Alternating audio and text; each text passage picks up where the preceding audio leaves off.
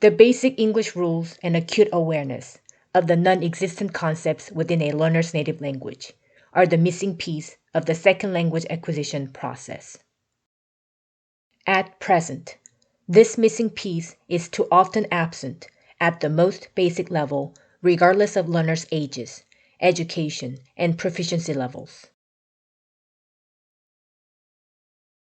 Both educators and learners entirely overlook the fact that the Korean and English language have entirely different sets of vowel sounds, which also shape the concept of syllable.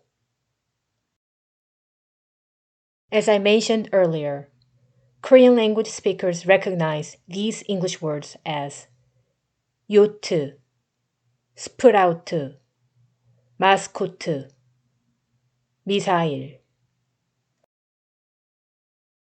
especially because of the distinct English vowel sounds and the number of vowel sounds in each word.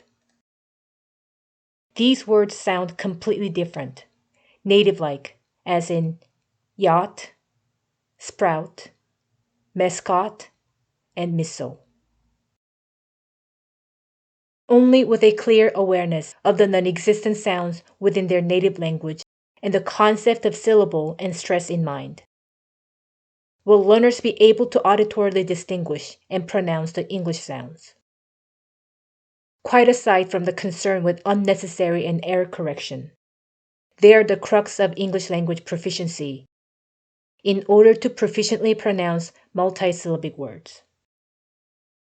Nowadays, learners around the world even have free access to the native speaker's perfect pronunciations of an infinite number of English words at their fingertips through dictionary apps or Google search.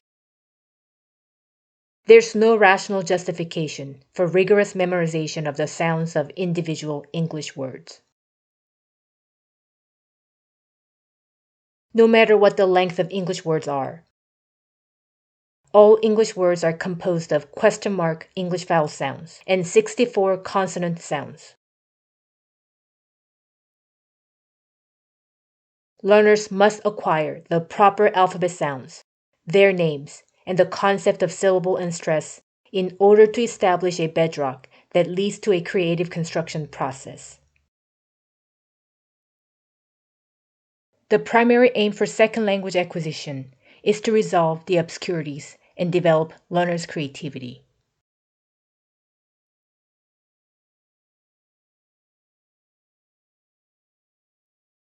I have determined that the most basic principles of the English phonetic system boils down to these 7 concepts in the English phonetic system.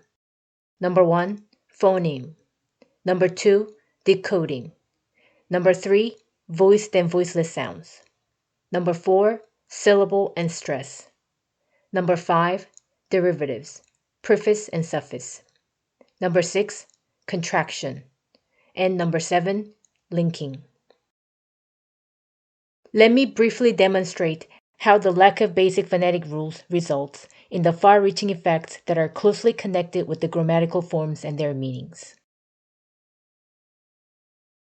Most young or adult Korean learners feel utterly embarrassed, unable to audibly understand such as this specific set of words. Lip, rib, live, rip, reef.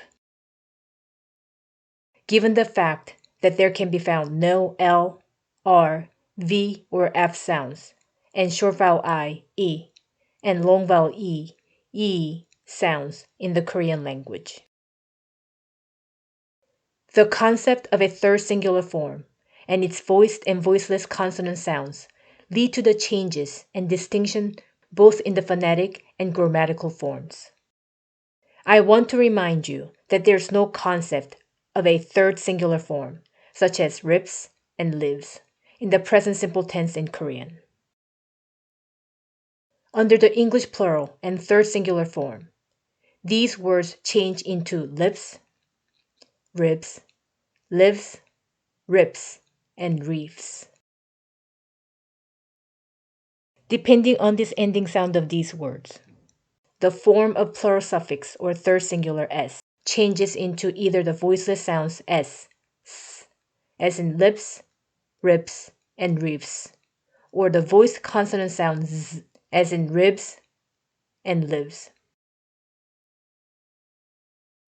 Unaware of this complicated connection between these forms and their meanings in the English language, Korean learners can get easily tangled up in this phonetic and grammatical obscurity, which further boils over to linking sounds between multiple English words involving contraction in the English language, as in sentences like, "These boxes are quite heavy." "Her letters are handwritten." "He ripped apart the paper." "He turned in his homework." "Don't you think your shoes are too expensive?" Jane lived on a quiet street.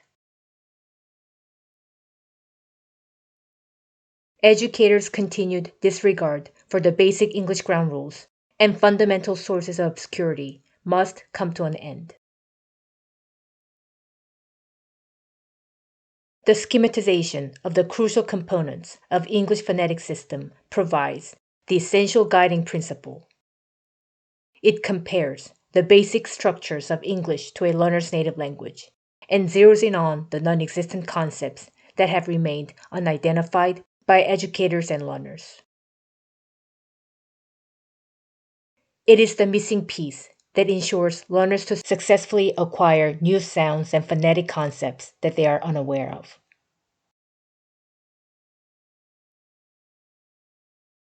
This missing piece lays the crucial foundation that creates acute awareness of the non-existent concepts within their native language. With acute awareness, this missing piece offers learners the solution to identify the phonetic obscurities and achieve the crux of English language proficiency.